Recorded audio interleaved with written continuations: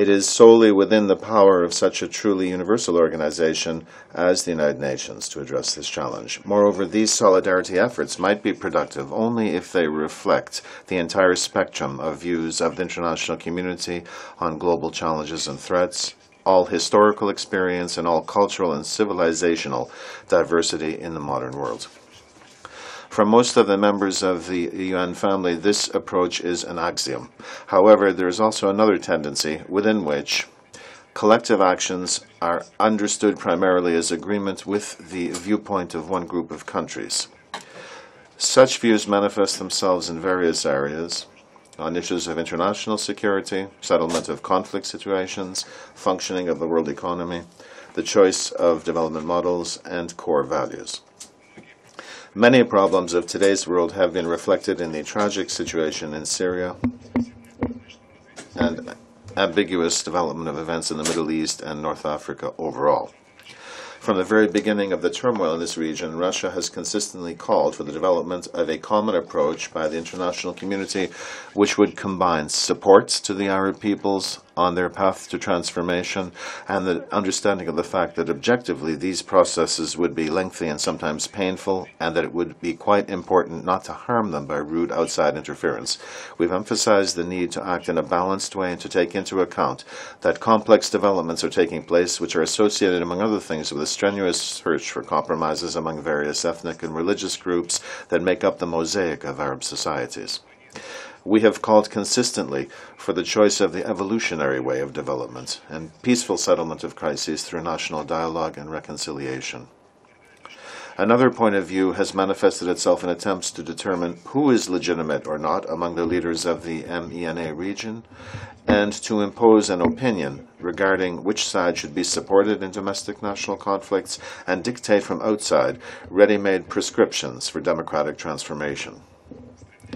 The desire to portray in a simplified way developments in the Arab world as the struggle of democracy against tyranny or good against evil has long obscured the problems associated with the rising wave of extremism, which is spilling over into other regions today as well.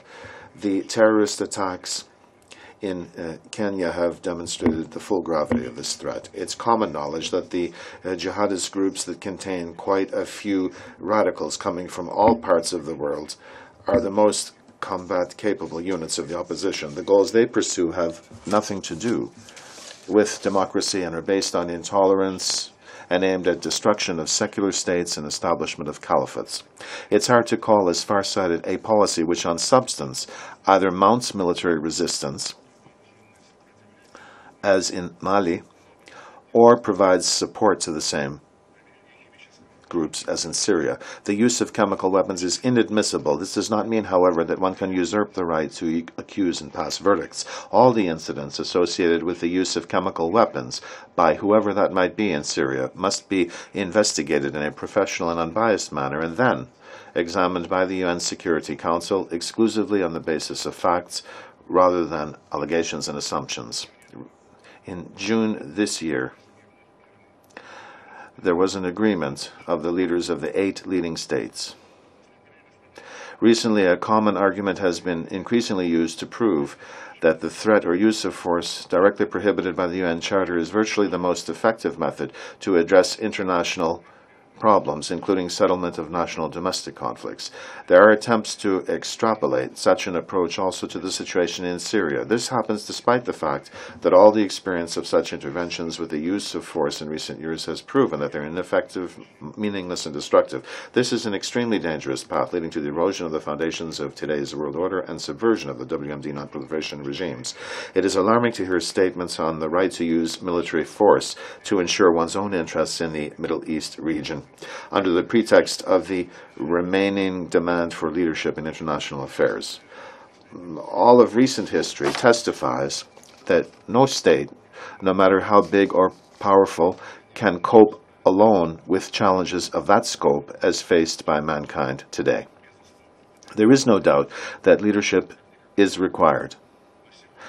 However, today, it can be only collective leadership based on the agreed-upon actions of the leading members of the international community with strict respect for the principles and norms of international law. It is a growing understanding of this reality that has opened the way towards achieving Russia-US understandings on putting under international control and subsequent elimination of Syrian chemical arsenals. This became possible thanks to the decision by Damascus to join the Convention on the Prohibition of Chemical Weapons and to fulfill relevant obligations following the expedited procedure. We expect that the decisions of the OPCW Executive Council and the UN Security Council will contribute to establishing a required framework for elimination of chemical arsenals in Syria. The progress in chemical disarmament in Syria should give impetus to implementation of the existing arrangements to convene a conference on establishing a zone free of weapons of mass destruction and means of their delivery in the Middle East. There are a number of complicated issues related to ensuring full participation of the countries of the region in the conference. We know that, but they cannot be referred to endlessly. This is exactly the case when true leadership and will must be demonstrated for the common benefit. People continue to die and peaceful civilians suffer every day in Syria. Religious minorities, including Christian communities, are becoming victims of this conflict, which is increasingly acquiring a sectarian character. Virtually the only possibility today to put an end to this turmoil is to move from deadlock the process of political settlement of the Syrian crisis. We continue to work vigorously for the earliest convening of a peace conference to implement the Geneva Communiqué of July 30th, 2012. We hope that following the government of Syria, the opposition will also constructively respond to the Russia-US initiative. The Syrian crisis should not overshadow the task of addressing the Palestinian problem. We expect that Israeli and Palestinian leaders will stand up to the level of their responsibility for the future of their people at this current critical stage when the parties have resumed direct talks after a lengthy interruption. Duly recognizing U.S. efforts in the Middle East settlement, we believe it is necessary to intensify the activity of the Quartet, which remains the internationally recognized mechanism of assistance to the peace process in the region on the basis of the relevant decisions of the UN, the Madrid Principles, and the Arab Peace Initiative. It is also important to ensure close involvement of Arab countries in the activities of the Quartet. Approaches based on negotiation are required as well with respect to other situations, including the Iranian nuclear program and the nuclear problem of the Korean Peninsula. As President Vladimir Putin noted in his recent article published in the New York Times, we must stop using the language of force and return to the path of civilized diplomatic and political settlement. This would help improve the international environment and contribute to increasing collective efforts to counter global challenges, including terrorism and drug trafficking. Russia intends to pay priority attention to these challenges during its presidency of the G8 in 2014. Today, when the solid frame of the bipolar system has long been relegated to the past, the strengthening of democratic foundations both within states and in international relations is becoming a sign of the times. This means in particular that the recognition of the right of peoples to independently determine their destiny and to choose the optimal forms of social and political structure and social and economic systems should become an indisputable norm of conduct.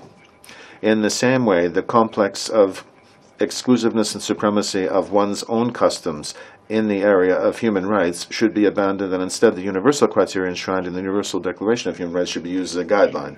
Moreover, it is important to respect the traditional values that are common for all religions. It is obvious that a genuine partnership is hardly achievable without relying on the foundations of economic cooperation. The prevailing majority of states are interacting within the WTO, and in this sense, they are operating already in the common economic space. This creates prerequisites for working towards harmonization of integration processes in various regions of the world, instead of trying to artificially pit them against each other by creating new division lines. Russia proceeds exactly from this understanding in its joint work with its partners towards the establishment of the Eurasian Economic Union. Russia attaches great importance to achieving the Millennium Development Goals and drafting on their basis the Global Development Agenda for the post-2015 period. Its main priorities are the eradication of poverty and support to economic growth through expanding investment opportunities and creating new jobs. enhancement of energy and transport infrastructure, the fight against infectious diseases, and road safety are among the most urgent issues. Cooperation between states should rely on efficient mechanisms and a sufficient resource basis. In this context, we support the further strengthening of the coordinating role and potential of the UN Economic and Social Council. During its presidency in the Group of 20, Russia is consistently conducting its policy with a view to developing the group's interaction with the United Nations.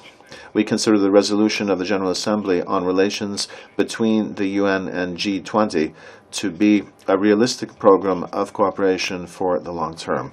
I firmly believe that by joining our efforts on the basis of true respect and consideration of the interests of one and all, we will be able to move forward towards achieving the high goals proclaimed in the UN Charter. Thank you very much. And I'm sorry if I did not respect the 15 minutes. Thank you.